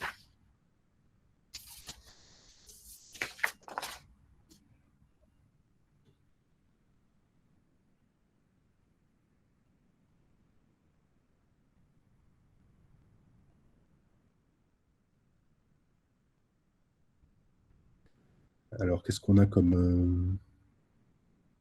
Est-ce que tout le monde dit oui? Est-ce qu'il y a une unanimité du street art? Alors, pour rappel, pour répondre au sondage, ça se situe en haut à droite au niveau des petites formes géométriques. Ah, on a une personne qui dit non. Quand même, c'est bien. Ah, il faut être sincère. Hein. Est-ce que c'est de l'art ou est-ce qu'on ressent la chose? C'est anonyme de toute façon. Oui, non, mais voilà. Donc il n'y a pas de science là-dessus. Il y a pas c'est vraiment quelque chose qui est ressenti. Pour conclure, pour ce que je vois que je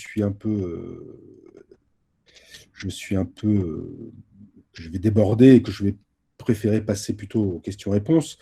Je vais préférer me référer pour cette question de l'art, puisqu'on a regardé ce qu'était le jeu vidéo, dans l'idée que le jeu vidéo déborde de sa propre définition, on va dire en quelque sorte. C'est quoi l'art? Et je suis allé plutôt, j'avais prévu de vous parler de Bourdieu et de Kant et tout ça, mais on n'aura pas le temps, plutôt d'aller voir Proust, parce que Proust a passé les 15 dernières de sa vie, c'est un homme qui est mort à 51 ans, en achevant, épuisé sa recherche du temps perdu, hein, je crois que c'est 3000 ou 3500 pages, et donc il a avoué les 15 dernières années de sa vie à écrire et à retrouver ce temps perdu, à réécrire et à retrouver finalement ce temps de la frivolité qu'il avait passé, à ne pas voir qu'il était écrivain. La recherche du temps perdu, c'est l'histoire d'un homme qui s'aperçoit qu'il a une vocation, et cette vocation, c'est celle d'être artiste et donc écrivain. Et donc finalement, lui peut nous dire quelque chose sur ce qu'est l'art, en fait, et peut-être mieux que les philosophes ou les sociologues pour moi. Et donc, je trouve que dans cette description du temps retrouvé, on a quelque chose qui, pour moi, est ce je ne sais quoi. C'est-à-dire, là, avec l'art, on peut sortir de nous. On peut aller voir quelque chose d'un autre univers, une chose un peu intérieure ou extérieure. Hein. Ça peut être un paysage, mais ça peut être un paysage intérieur. Mais ces paysages-là nous seraient restés inconnus sans l'artiste. Et c'est l'artiste qui va nous montrer finalement, alors que c'est une représentation finalement là, hein, c'est une représentation quelque part du réel, ou d'une réalité, ou d'une chose. Cette représentation, elle est peut-être même plus vraie que ce qu'elle décrit, parce qu'il y a l'impression, parce qu'elle n'est pas toc, elle ne fait pas fausse, elle est vraiment vraie.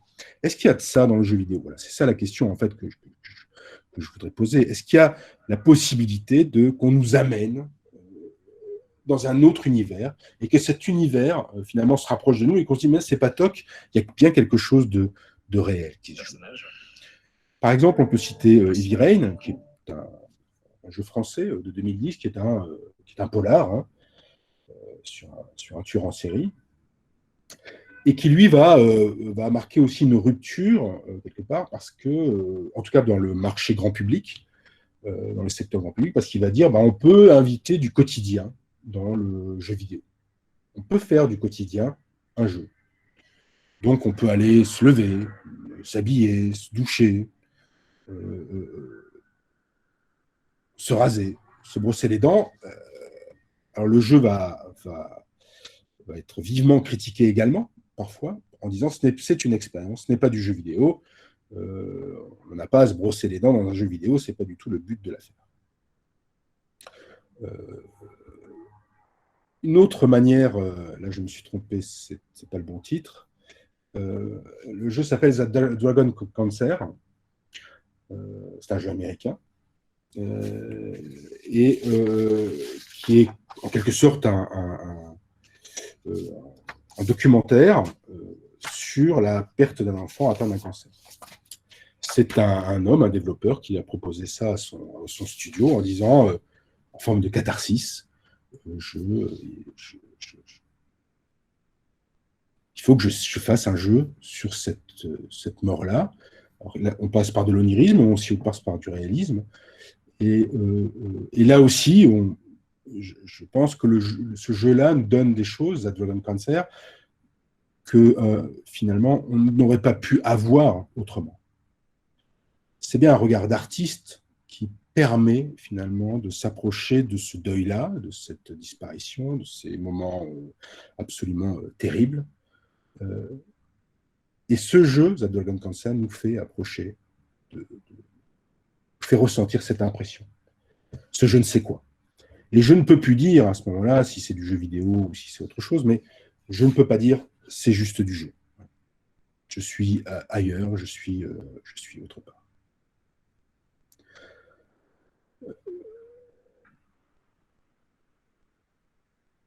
Pour conclure sur ces mondes, j'aimerais vous parler aussi d'un phénomène qui est assez... c'est le phénomène des captures de jeu, des photos in-game. C'est-à-dire que désormais, enfin, on a toujours pu le faire, mais désormais, les studios de création créent de véritables outils internes au jeu, qui sont des outils de capture. On peut prendre des photos dans le jeu, ça s'appelle des photos in-game. D'ailleurs, dans quelques jours, s'ouvre à Liège, par exemple, une exposition de photos in-game, avec des portraits au féminin. Là, par exemple, le jeu, c'est Hellblade, très beau jeu. Donc, on a pris dans le jeu des photos. Alors, comment ça peut se passer? Voilà, par exemple, une photo de Death Stranding, un jeu de Hideo Kojima. Très, très beau jeu, absolument visionnaire, puisque c'est un jeu sur le confinement et le lien, mais qui est sorti avant la pandémie, et qui, évidemment, résonne très fort dans notre époque. Ça, c'est The Witcher 3, Ghost of Tsushima.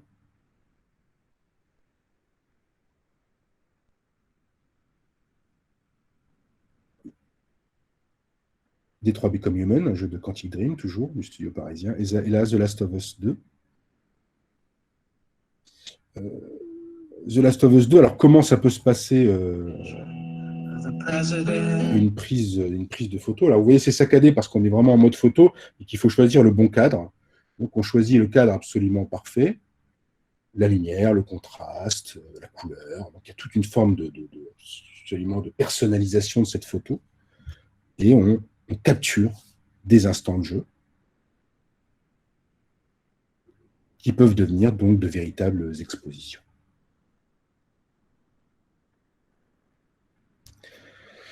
Et puis, je terminerai ici. Il y a aussi des moments qui n'appartiennent, quand on parle de partage de cet univers, de ces mondes qui sont que les studios nous font partager. Il y a dans Red Dead Redemption 2. Red Dead Redemption 2, c'est une simulation de western, si vous voulez, mais qui raconte l'histoire d'une bande de voyous, mais qui périclite.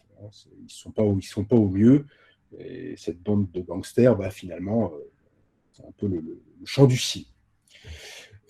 On est dans un monde ouvert, donc quelque chose qui fait 40-50 km², et ce monde vit. C'est-à-dire qu'il vit sans vous. C'est-à-dire que là, ici, celui qui a pris la photo, vous allez voir, s'est arrêté dans un endroit où un sanglier boit de l'eau. Et là, vous ne contrôlez rien. Il n'y a pas de contrôle ni du sanglier, ni du crocodile. Il se passe ce qui se passe. C'est le monde qui vit. Et ce qu'il y a d'hallucinant ici, en réalité, c'est le soin apporté à ce monde, à cette reconstitution du western ou de l'Amérique de la fin du 19e.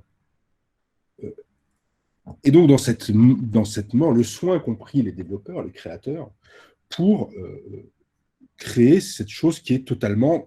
Moi, j'ai joué une centaine d'heures à ce jeu, parce que ce sont des jeux très longs, et je n'ai absolument pas vu ça. Je ne l'ai pas vu. Je l'ai vu qu'après sur Internet en me disant, ah oui, je vais vous montrer la séquence, parce qu'elle est quand même absolument folle. Donc le soin, la réaction sur la terre, la réaction du sanglier, voilà, ça c'est une phase de jeu qui me dit que quand je l'ai vu, j'ai fait, ah, il y a quelque chose qui sonne vrai. ici, il y a quelque chose qui sonne très très vrai, qui n'est plus du jeu, qui est de l'ordre de la reconstitution, ou de l'art, ou de quelque chose comme ça. Je crois que j'ai été définitivement trop long et je m'en excuse. Je m'en excuse grandement. J'aurais voulu parler de beaucoup de choses, de beaucoup de jeux, mais je vous remercie pour votre attention et voilà, si vous avez des questions ou si vous voulez échanger ou si vous avez des interrogations en nous disant mais monsieur, vous racontez n'importe quoi et le jeu vidéo c'est pas de l'art. Et merci pour votre attention. Est-ce qu'il y a des questions? Les personnes qui souhaitent poser des questions, vous pouvez lever la main, donc c'est tout en bas, et nous allons vous donner la parole. Merci.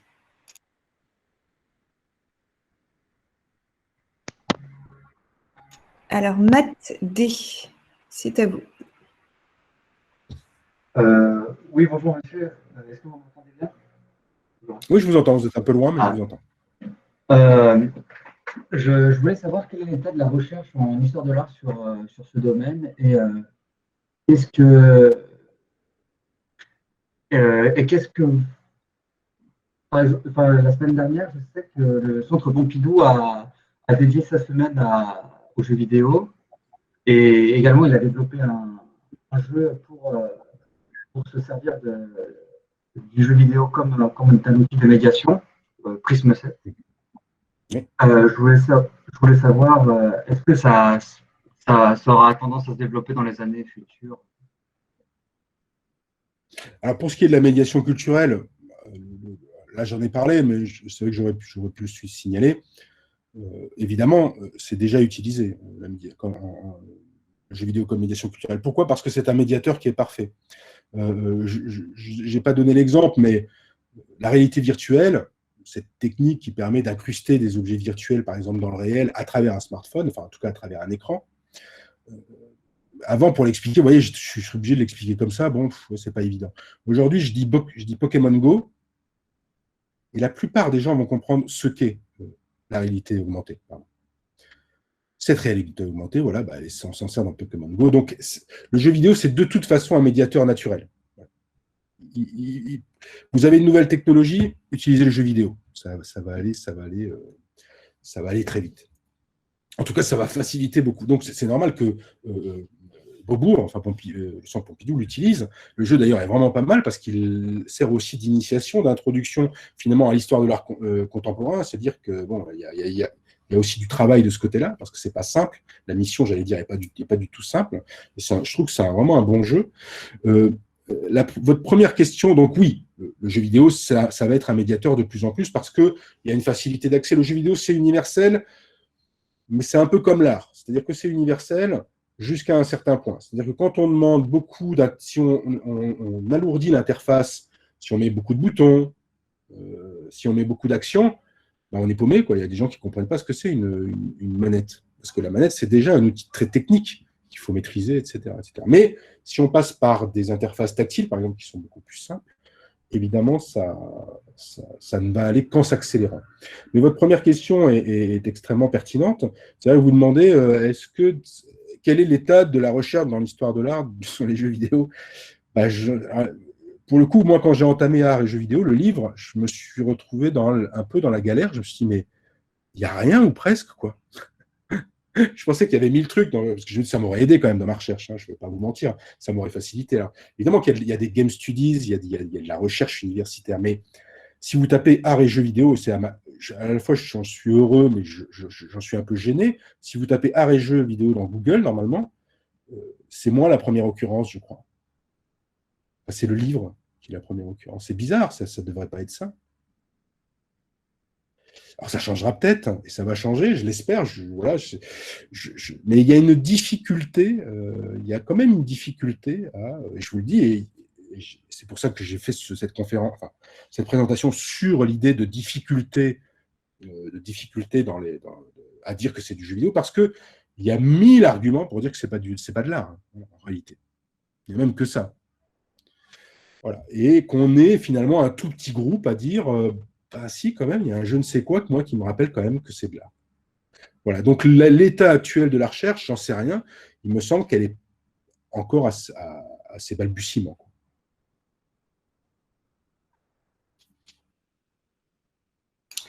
Merci. Naïm. Oui, bonjour. Excusez-moi, je n'ai pas trouvé comment changer le nom avant de venir. Donc, je vais me présenter un peu. Je suis de la médiathèque de Saint-Lô, au secteur jeux vidéo, justement. Moi, j'avais une interrogation par rapport au livre Philosophie des jeux vidéo. Je me demandais, est-ce qu'il est accessible à un public de médiathèque? Alors, il me semble qu'on n'achète pas pour des personnes, enfin, pour un niveau supérieur à Bac+3. J'aimerais savoir si c'est quand même relativement accessible. C'est relativement accessible. Mais il y a un moment, il faut quand même que Mathieu Triclot rentre dans le dur. C'est Deleuze qui disait ça. Hein. Deleuze, il dit, le philosophe, c'est pas quelqu'un qui réfléchit. Le philosophe, c'est celui qui construit des blocs de concepts. Voilà. Il fabrique des blocs. C'est un fabricant de concepts. Donc, pour trouver les concepts, eh ben, effectivement, parfois, c'est ardu. Quoi. Donc, je ne sais pas si je le conseillerais à tout le monde. Mais quelque part, je me dis, c'est pas grave. Je veux dire, si la personne emprunte ce livre, se mange, on va dire, quelque part, un livre de philo. Alors attention, il est quand même assez accessible. Hein. Par exemple, l'intro, c'est une intro entre Mario et Luigi, ou Mario et l'auteur en disant mais c'est quoi le jeu vidéo, t'es sûr, etc. Donc c'est très ludique, c'est très drôle. Il y a quand même beaucoup d'humour, c'est assez relevé. Mais j'allais dire, moi, quand j'ai lu Freud à 14 ans, je me suis mangé Freud et j'ai rien compris, quoi. Est-ce que c'était si grave? Franchement, c'est pas grave. On tente bien de nous faire apprendre. Oui, on nous met bien en cours de français Proust. Ce qui, en réalité, quand on le lit à 40 ans, n'a aucun sens. On peut pas le faire. C'est quelque chose qui est très difficile à donner, la recherche du temps perdu comme ça. En cours, c'est impossible. Des jeunes qui sont dans le moment héroïque, qui sont dans le moment l'Iliade, eux, ils sont sur la plaine de Troie, quoi. Il faut y aller, quoi. Ils sont pas du tout dans ce regard que peut avoir Proust. Donc, mais c'est pas grave. J'allais dire, bon, à la limite, moi, je pense que je le conseillerais. Déjà, il est en poche, donc, ce qui veut dire qu'il a eu un certain succès populaire. C'est un livre qui a eu un certain succès populaire et qui peut quand même ouvrir et à la philosophie et à un autre regard sur le jeu vidéo. Dans toujours cet exercice de légitimation. Donc, ouais, moi, je le prendrais. Moi, je le prendrais. Oui, je le prendrais. Oui, c'est quand même une valeur sûre, quoi, entre guillemets. Et puis, il faut aussi s'appuyer sur la curiosité des plus jeunes, entre guillemets, et des autres. C'est-à-dire que cette demande de légitimation, elle vient aussi des jeunes qui se disent, mais d'où il vient ce média? J'y joue 3 heures par jour et je ne sais pas d'où il vient, qu'est-ce que c'est? C'est quoi son histoire? Il y a une vraie curiosité sur le jeu vidéo. Hein. Donc, c'est vraiment le genre de livre qui arrive au bon moment, entre guillemets. Enfin, il est arrivé il y a plusieurs années maintenant, mais qui arrive sur une curiosité. Média Colombel. Oui, alors avant tout, merci pour la présentation. Alors pour un public qui est plutôt jeune, l'art, en tout cas dans les jeux vidéo, il est présent. Mais pour les parents ou ceux qui, eux, en fait, ont du mal à y voir autre chose que, au final, un jeu, quelle réponse, en fait, vous avez un peu tendance à avoir avec ce public-là?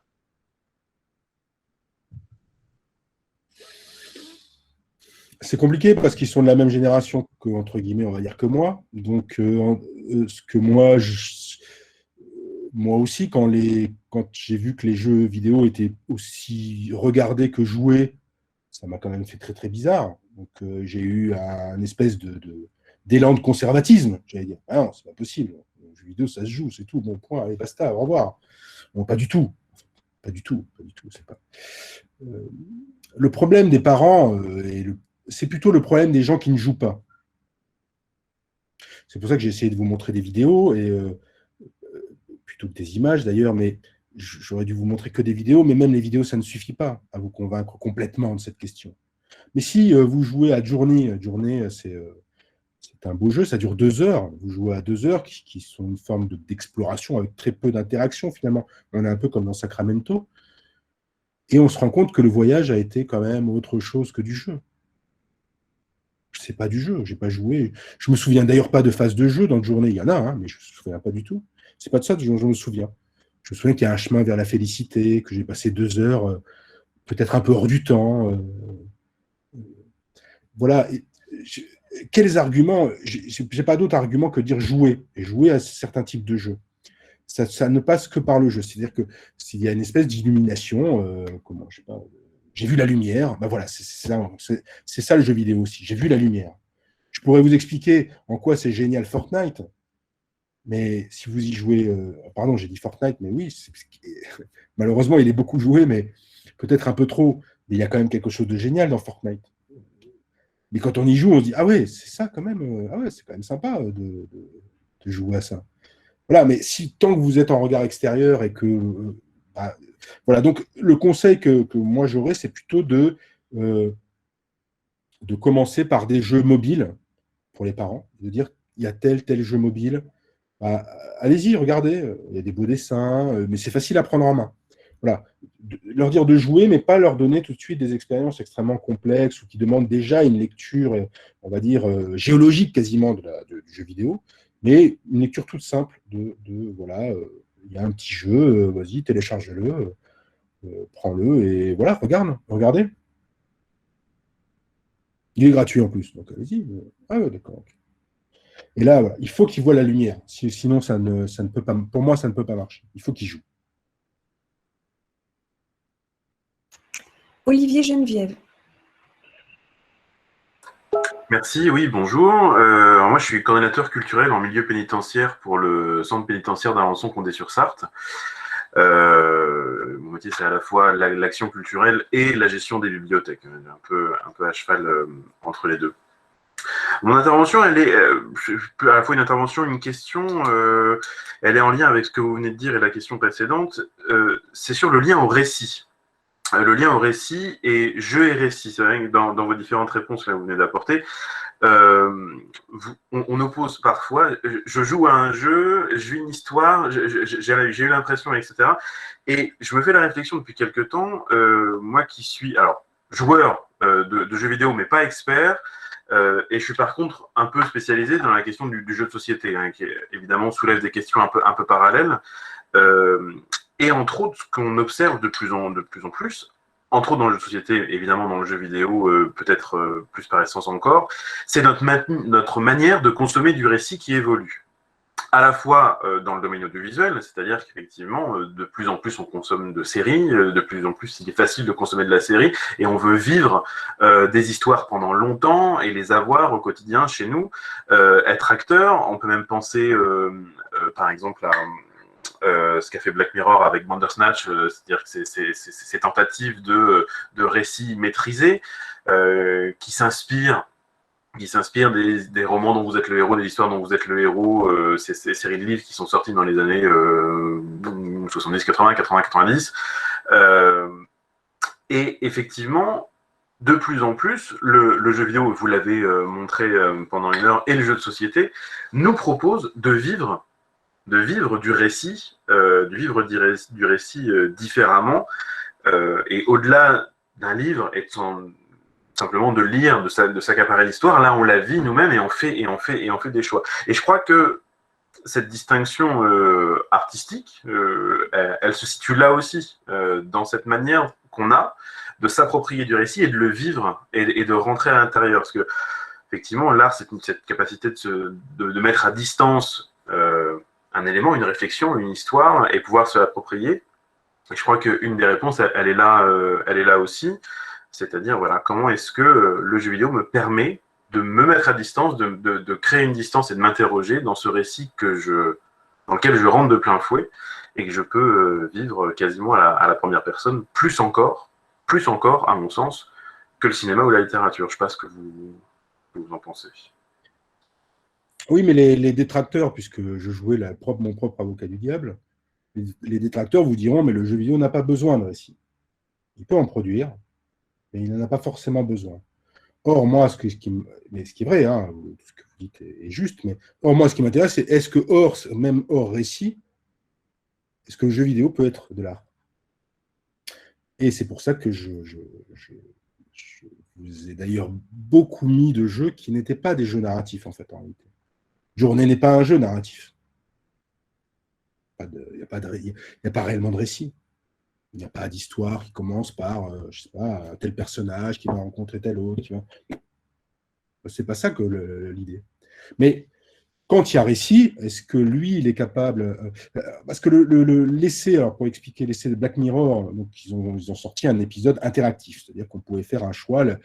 Le récit devenait lui-même un gameplay, c'est-à-dire il y avait une série de choix qu'on pouvait faire. Donc ça, il y avait une mécanique de jeu qui était dédiée à la narration. Choix A, choix B, votre personnage fait ça ou il fait ça, ok, d'accord, il fait ça, ok. Et donc, l'épisode va dans cette direction, le récit va dans cette direction. C'est ce que fait Quantic Dream, le studio Quantic Dream depuis quasiment toujours, hein, c'est-à-dire prendre un récit et en faire finalement un jeu. Il en fait un gameplay. Donc, il le transforme, il le remâche. Il y a des grands jeux sur le récit. The Last of Us 2, ce sont des récits absolument admirables, mais d'ailleurs qui vont devenir des séries. Mais pour finir avec l'épisode de Black Mirror, c'est un mauvais jeu vidéo quand même. C'est-à-dire, l'épisode est vachement intéressant et il peut être utilisé. J'ai vu que quelqu'un l'utilise, mais on sort de l'épisode. C'est-à-dire que le jeu vidéo fait ça depuis longtemps, quoi. En mieux. Beaucoup mieux. C'est-à-dire que quand vous sortez de The Last of Us 2, qui est un jeu sur le deuil impossible ou difficile ou compliqué, sur la vengeance, mais une haine qui remplit le monde, quoi. C'est-à-dire qu'on vous fait jouer à la haine. C'est-à-dire qu'au bout d'un moment, on joue le jeu, on fait, mais ok, c'est rigolo, enfin c'est rigolo. C'est fun de jouer du gore, et puis à un moment, c'est plus fun du tout de jouer du gore. Enfin, il n'y a plus rien de fun dans le jeu. Le jeu vous arrive à vous dégoûter même de l'aspect un peu, on va dire, voilà, on dépasse un peu les limites, entre guillemets moral, on va jouer ça va sanguinoler, etc. Le jeu vous pousse à détester ce que vous aimez et à aimer ce que vous détestez quand même. C'est magistral. Ça, il y a très peu de films et très peu d'œuvres en fait qui arrivent à faire ça. Donc, à la fois, vous avez raison, et à la fois, alors, pour le jeu de société, là, j'avoue ma méconnaissance, mais est-ce qu'il arrive à le faire? C'est-à-dire hors récit, c'est-à-dire un moyen classique, finalement, qu'on connaît tous, qui est de nous émouvoir, ou de nous toucher, ou de nous faire ressentir autre chose, un autre monde que le nôtre, pour revenir à la phrase de Proust. Eh bien, je trouve que le jeu vidéo peut le faire avec un récit complexe, qu'on a l'habitude de voir, mais il peut le faire sans. Ce qui fait que vous pouvez très bien conseiller, alors The Last of Us, non, mais vous pouvez très bien, parce que c'est un peu rugueux quand même. Enfin, vous pouvez très bien conseiller à des adultes The Last of Us en disant oui, il y a de la narration, etc. Mais aussi de journée, et vous dire que les deux font aussi œuvre, pour moi. C'est là où je mettrais un petit bémol, parce qu'il faut toujours penser aux détracteurs de la question avant d'y répondre. Oui, Spec Ops The Line, qui est un jeu de guerre, mais qui est, parce que je vois cité dans le chat, Spec Ops The Line, qui est aussi une œuvre jeu vidéo marquante, parce que c'est un jeu de guerre, et à l'époque, des jeux de guerre, on tirait, voilà, il y a des ennemis, on flingue, et puis voilà, hein, c'est juste des PNJ, c'est des personnages non joueurs. Et le jeu arrive à devenir un jeu sur la guerre, c'est-à-dire un jeu sur l'absurdité de la guerre et l'horreur de la guerre. Il arrive à nous modeler et à retransformer ça. Et ça, je trouve ça c'est admirable. C'est vraiment génial. Spec Ops The Line, qui reste comme un des grands exemples de la matière. Alors, je ne sais pas si j'ai complètement répondu à votre question. Mais je suis curieux sur les jeux de société. C'est vrai, moi, c'est un monde, j'ai pas le temps. En fait, j'ai déjà à peine le temps de jouer aux jeux vidéo, les jeux de société. Et je regrette, parce que je vois des listes de jeux. Je me dis, oh là là, ça a l'air génial. Bon, voilà. Mais on ne peut pas tout faire. Olivier Geneviève, pour une dernière question. Je fais juste une précision, parce qu'effectivement, mon lien n'était pas clair. J'en ai pour 2 minutes. Dans le monde du jeu de société, je pensais en particulier à toute cette gamme, tout cet univers assez récent dans le jeu de société, qui est justement de la consommation d'histoires uniques, c'est-à-dire des jeux de société qui se jouent à plusieurs, mais dont la boîte se consomme une fois, un peu comme un jeu vidéo, c'est-à-dire qu'on peut le refaire, mais on connaît les ficelles, quoi. Et on va développer, on va découvrir une histoire, on va aller au bout. Alors ça prend différentes formes, c'est les adaptations d'escape game en version table, mais il y a aussi du scénario à choix multiples, voilà. Et de plus en plus, et en ce moment là depuis 2-3 ans, le monde ludique fleurit. Et effectivement là, il y a un vrai parallèle à faire entre les deux, parce qu'il y a aussi des choses. Il y a aussi des choses, même chose avec une esthétique très particulière quand j'ai vu effectivement Sacramento et autres des jeux vidéo qui vont chercher des choses un peu différentes de ce qu'on connaît dans la réalité du jeu vidéo. On a aussi dans le jeu de société, donc voilà, dans la manière d'aller explorer des univers, des choses très particulières, et même chose, ça se joue une fois, on le découvre une fois, on vit un truc, ça nous confronte à ce qu'on peut être, ce qu'on peut ressentir, effectivement, c'est question de choix, etc. Et là, il y a un réel parallèle à faire à l'occasion. Avec plaisir. Avec plaisir, mais moi c'est vraiment un méconnu et je terminerai par là. C'est-à-dire que il y a quelque chose chez Proust, moi, que je trouve fascinant, c'est qu'au-delà de l'aversion qu'on peut avoir pour la lecture de Proust, et qui est réelle parfois, parce que c'est quand même, faut les lire, ces longues lignes. Une fois qu'on a pigé qu'en fait, c'est pas de la forme, enfin, c'est pas du formel, mais qu'il y a toute la place pour nous, enfin, c'est-à-dire pour ce qu'on a vécu nous, en tant que lecteur, personnellement, d'un coup, ça commence à s'ouvrir. Je trouve que d'un coup, la lecture commence à s'ouvrir. Et je trouve qu'il y a certains jeux qui laissent justement ouvertes ces portes. Un jeu comme Sacramento laisse ouvert ses portes. On se balade et puis on pense à autre chose, et puis ça rebondit. Ça, je trouve que c'est peut-être aussi ça la poésie, ou quelque chose. Ça laisse la place à nous, personnellement, à mon moi, d'être et de me rappeler, de me souvenir, d'envahir un petit peu, peut-être à ma façon, l'œuvre qui est en face de moi. Et je trouve que certains jeux vidéo, en tout cas, le font admirablement bien.